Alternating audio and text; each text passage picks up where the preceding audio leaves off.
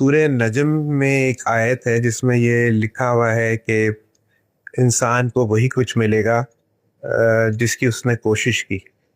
لیکن پھر ایک دوسری طرف ہم یہ دیکھتے ہیں کہ یہ وہ جو ہے، آپ نے ایک بات یہ بولی کہ اگر ماں باپ دنیا سے رخصت ہو جائیں اور ان کا ارادہ تھا تو وہ جو ہے ان کے بدلے اولاد جو ہے حج کر لے گی. تو یہ چیز کچھ اگینسٹ نہیں لگتی؟ اس کے دونوں آپس میں کانٹرڈکٹ نہیں کرتی؟ پھر بہت سی جگہ پہ یہ ہوتا ہے، بات ہوتی ہے کہ اگر کسی نے کنواں کھدوایا ہے تو کنویں کا جب تک لوگ پانی پیتے رہیں گے اس وقت تک اس کو ثواب ملے گا، حالانکہ اس نے تو اپنی پوری کوشش کر دی اس کے اندر، جس نے کنواں کھدوایا.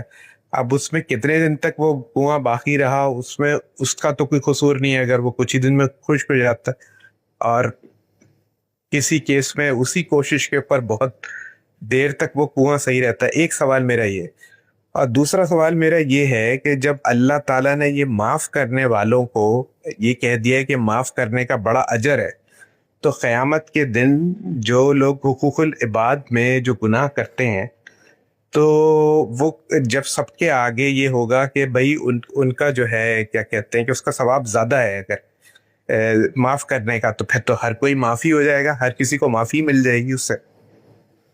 جی بس میرا یہی سوال ہے دونوں. اللہ تعالیٰ نے دنیا میں بھی یہ فرما رکھا ہوا ہے، کیا سب لوگ معاف کر دیتے ہیں؟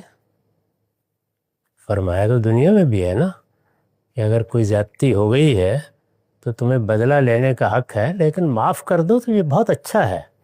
تو کیا دنیا میں معاف کر دیتے ہیں؟ تو جو دنیا میں صورتحال ہے آخرت میں اس سے مختلف کیسے متصور ہوگی؟ وہاں بھی یہی ہوگا کہ کچھ لوگوں کو اللہ توفیق دے گا، وہ معاف کر دیں گے، لیکن اس کا پورا امکان ہے کہ بہت سے لوگ معاف کرنے سے انکار کر دیں، اور خاص طور پر جب انہیں معلوم ہو کہ اگر ہم معاف نہیں کریں گے تو اس کے نتیجے میں اسے اپنی نیکیاں دے کر ہمارے نامہ اعمال کو بہتر کرنا ہوگا. جب انہیں یہ معلوم ہوگا تو کون معاف کرنے کے لیے تیار ہوگا؟ تو اس وجہ سے ایسی توقعات نہیں وابستہ کرنی چاہیے. اس دنیا میں معاملات، حقوق العباد کے معاملات کے بارے میں عرض کر رہا ہوں، صاف کر لیجیے. اللہ تعالیٰ سے آپ توقع کر سکتے ہیں، وہ معاف کرنے والا ہے، غفور الرحیم ہے، اس نے معاف کرنے کا وعدہ بھی کیا ہے، اور یہاں تک کہہ دیا ہے کہ میں شرک کے سوا ہر چیز کو معاف کر سکتا ہوں. تو اللہ تعالیٰ کے معاملے میں تو انسان بہت سی توقعات رکھ سکتا ہے، لیکن بندوں کا معاملہ یہ نہیں ہے، وہ بڑے تھڑدلے ہوتے ہیں، اور اس موقع پر بھی ہر آدمی اپنا فائدہ دیکھے گا. اس وجہ سے اس معاملے کو یہیں صاف کر لیجیے، اور کوشش کریں کہ ایسی کوئی صورت پیدا ہی نہ ہو، کسی کا حق نہ مارا جائے، کسی کے خلاف کوئی زیادتی نہ کی جائے، کسی کی جان مال آبرو کے لیے انسان خطرہ نہ بنے. یہ معاملات آسان نہیں ہیں، بندوں کے ساتھ وہاں معاملہ پڑ گیا تو کون معاف کرے گا؟ تو اللہ نے یہاں بھی فرمایا ہے، اللہ وہاں بھی فرمائیں گے. بندوں نے فیصلہ کرنا ہے، یہاں بھی وہ فیصلہ کرتے ہیں، وہاں بھی انہیں حق دیا جائے گا کہ وہ فیصلہ کریں. ان کا فیصلہ کیا ہوتا ہے کچھ نہیں کہا جا سکتا، اس لیے اس سے ڈرنا چاہیے. تو آپ نے قرآن کی آیت کے بارے میں پوچھا ہے، لیس للانسان الا ما سعی، تو اس میں صحیح کی بنیاد پر اللہ تعالیٰ نے وعدہ کیا ہے کہ وہ اس کا اجر دے گا. صحیح کی بنیاد پر ظاہر ہے کہ صحیح کی ابتدا نیت سے شروع ہو جاتی. بارہ ایسا ہوتا ہے کہ ہم ایک نیکی کا ارادہ کرتے ہیں لیکن اس کو پایہ تکمیل تک نہیں پہنچا سکتے.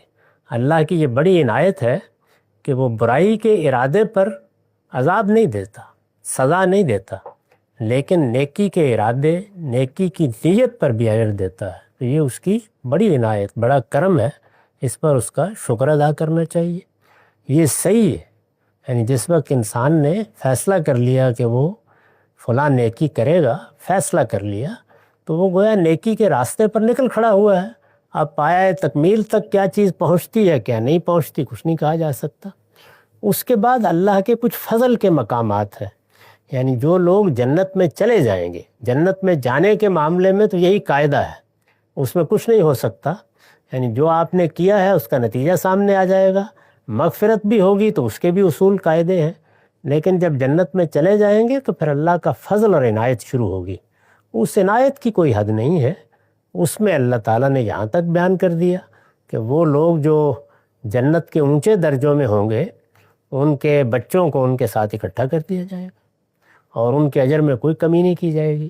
تو وہاں کے معاملات بالکل الگ ہیں. میں نے اس پر ایک تفصیلی مضمون لکھا ہے, اس کو آپ میری کتاب مقامات میں دیکھ سکتے ہیں.